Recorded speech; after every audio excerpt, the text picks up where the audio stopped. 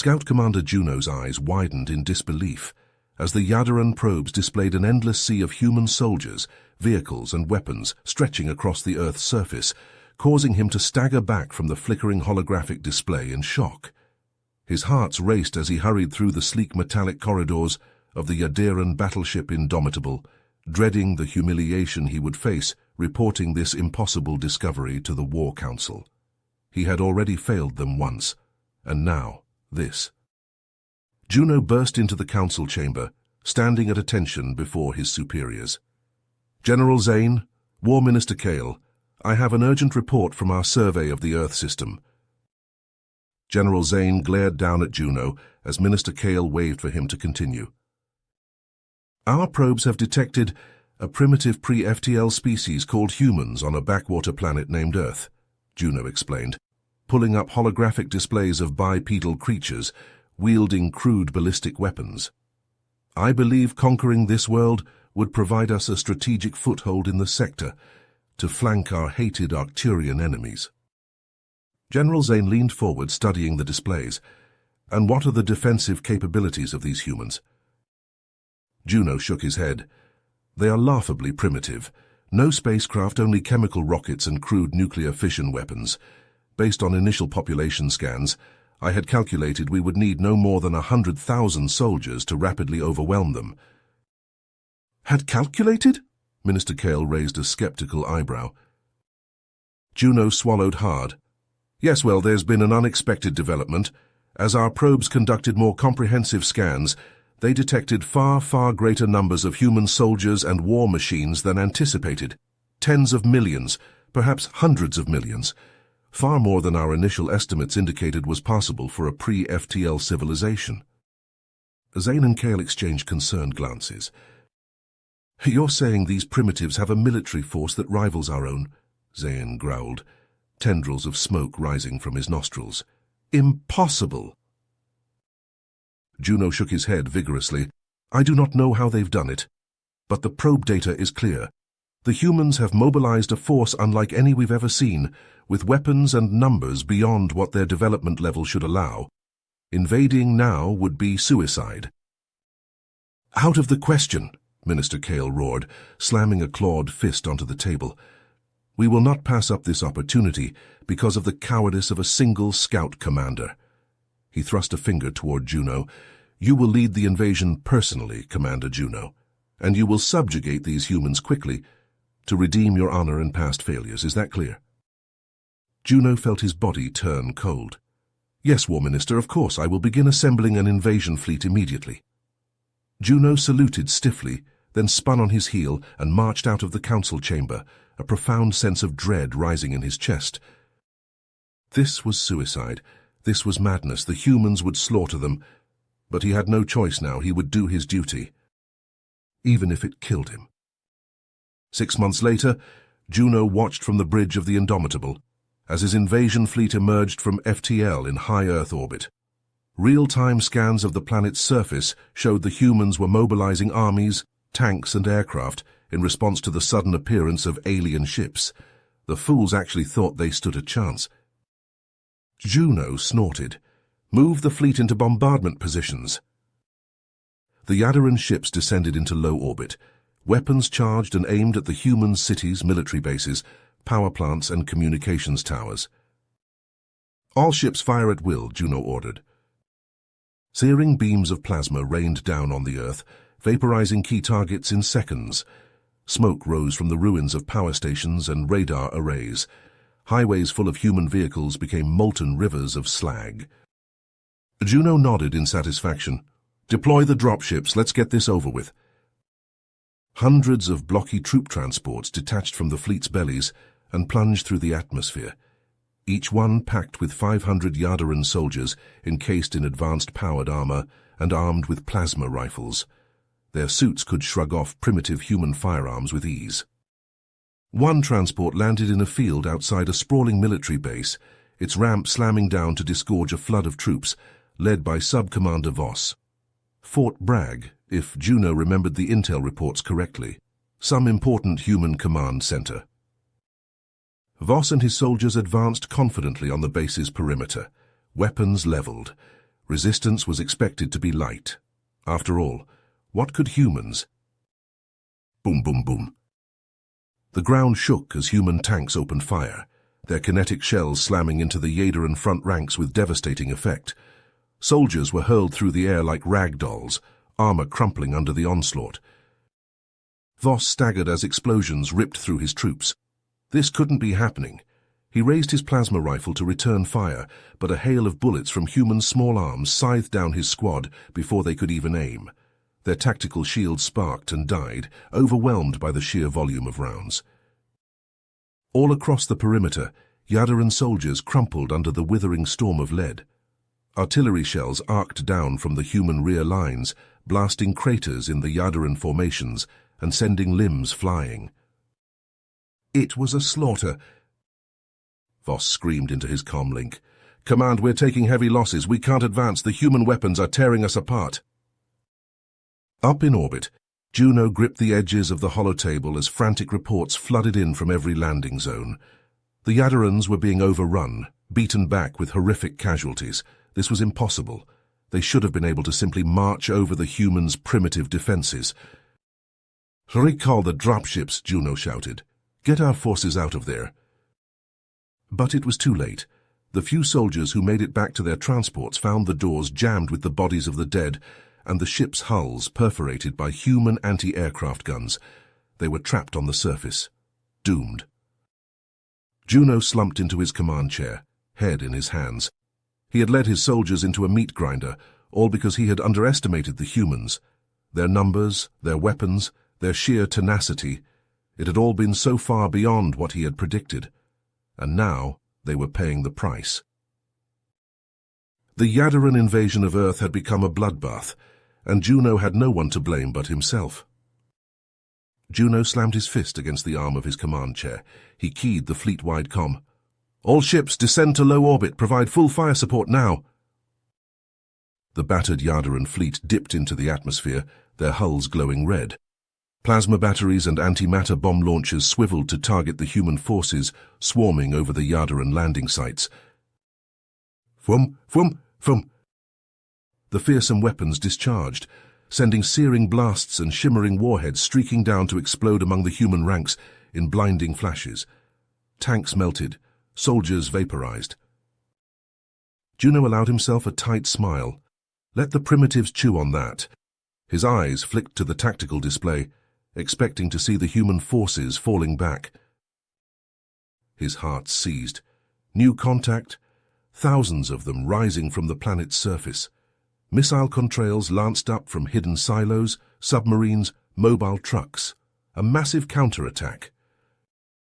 The Yadaran ships juked and jinked, point defense lasers stabbing out to swat the incoming warheads from the sky. Missiles detonated by the dozens, by the hundreds.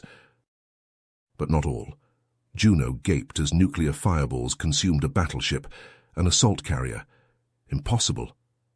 How could the humans have miniaturized atomics? An even brighter flash caught his eye. Antimatter. The humans had antimatter warheads. A full third of Juno's fleet vanished in blooms of radiation reduced to fragments. On the blood-soaked fields outside Fort Bragg, Captain Stephen Reyes ducked as a plasma bolt screeched overhead. The Yadaran ships were raining fresh hell on them. "Keep pushing," he bellowed. "Don't let up."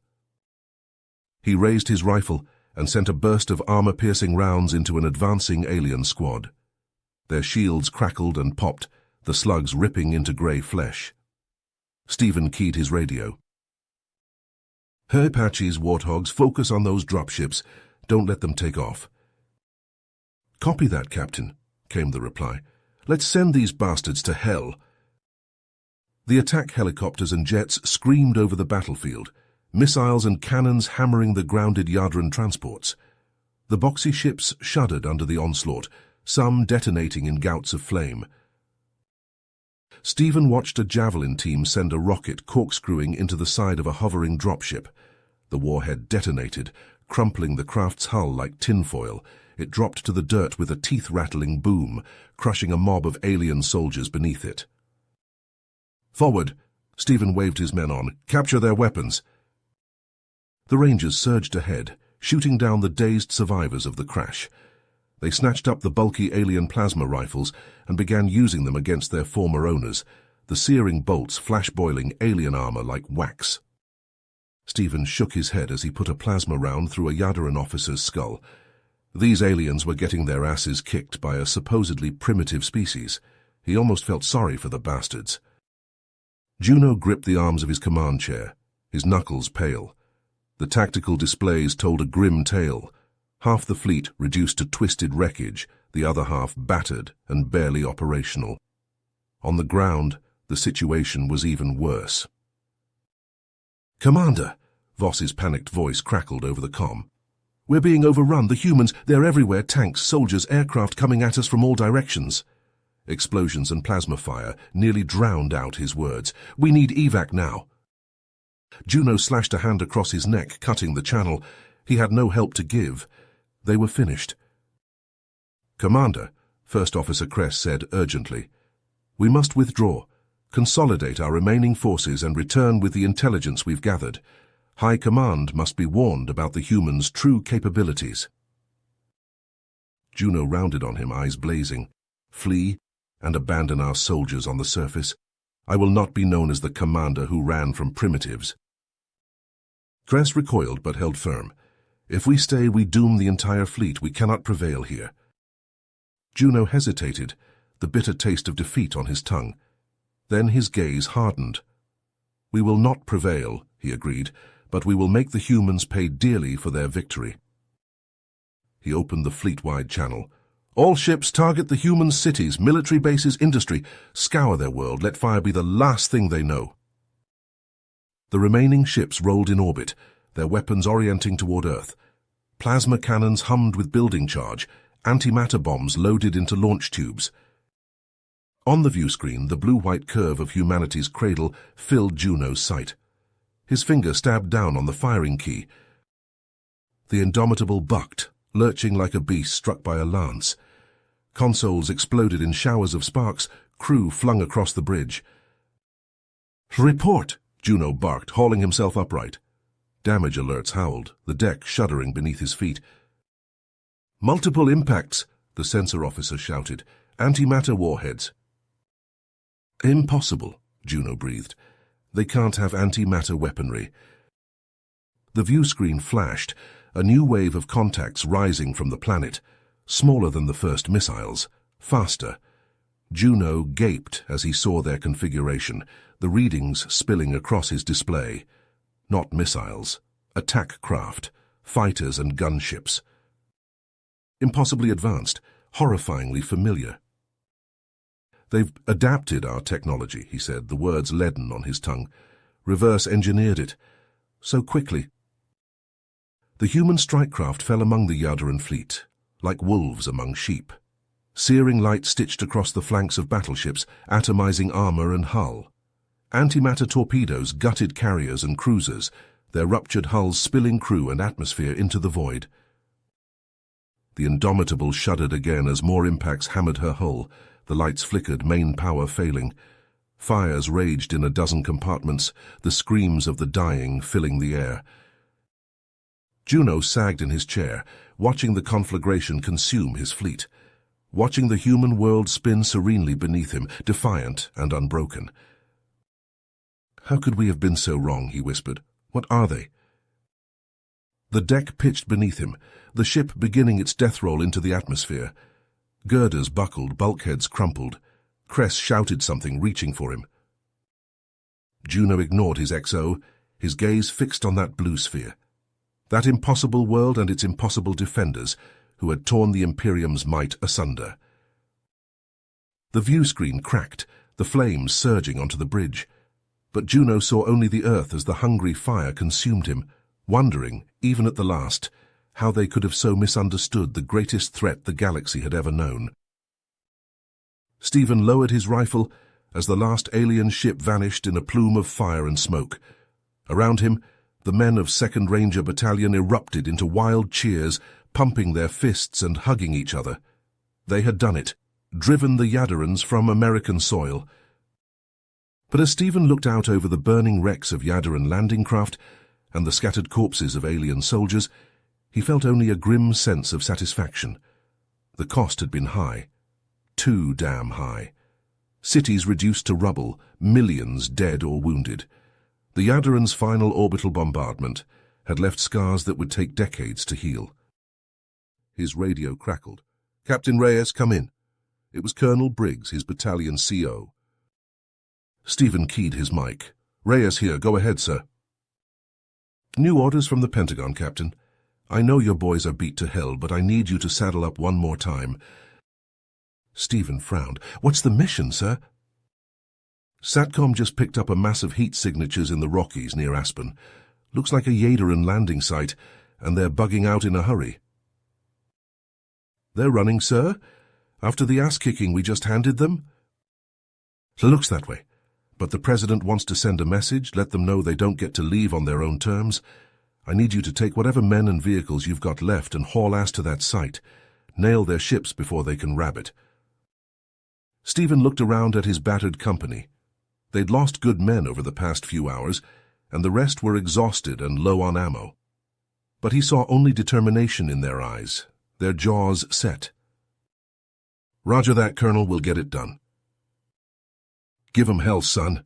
Out." Stephen gathered his platoon leaders. "Mount up, boys. The Yaddies are making a run for it, and we're going to chase 'em down. Ura!" "Ura!" they shouted back. Within minutes, a convoy of Humvees and captured Yaddaran hover APCs was racing west, Stephen riding shotgun in the lead Vic. The snow-capped Rockies loomed ahead, wisps of smoke marking the aliens' position.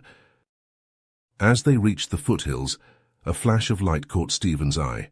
He squinted and saw teardrop shapes rising into the sky on pillars of blue flame, Yaddaran dropships. "There they are," he shouted into the radio.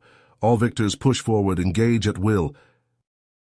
The human vehicles charged up the slope, wheels and anti-grav engines screaming. Gunners swung 50 cals and Yaddaran plasma turrets to bear, opening up on the fleeing ships. Tracers and energy bolts stitched the sky. A dropship shuddered under the onslaught and belched smoke, careening into a cliff face with a thunderous boom. Another took a plasma blast to the engine and pinwheeled into the trees, vanishing in a fireball. Stephen watched a third larger ship lumbering into the air, its hull pitted and scorched. Some kind of troop carrier, big enough to hold a whole damn battalion. If that thing got away... "Raven 1-1, Raven 1-2, I need an immediate strike on grid 778-334, Stephen shouted. "Smash that big bastard." "Copy that," came the calm reply. "Raven flight inbound, danger close." Stephen traced the ship's path, gauging its speed. It was gaining altitude, angling its nose up, trying to run. "Come on, come on." With a scream of jet engines, a pair of F-35s thundered overhead, their wings laden with missiles. They split apart, lining up on the Yaddaran carrier from both sides. A heartbeat? 2. Then the F-35s released their payloads and peeled away, contrails corkscrewing behind them. A dozen cruise missiles streaked towards the alien ship, leaving white vapor trails in their wake. The Yaddaran ship tried to evade, its engines flaring. Too slow, far too slow. The missiles slammed into the carrier in rapid succession, blossoming into fireballs that engulfed the massive craft. Secondary explosions ripped through its hull as its onboard munitions cooked off. The ship seemed to hang in the air for a long moment, burning from stem to stern. Then, with a tortured groan of rending metal, it broke apart and plummeted to earth, trailing smoke and flames. It hit the mountainside with an impact that Stephen felt in his bones, even from miles away. A plume of fire and debris billowed into the clear sky. For a moment there was silence. Then the Rangers began to whoop and cheer, pumping their fists in the air.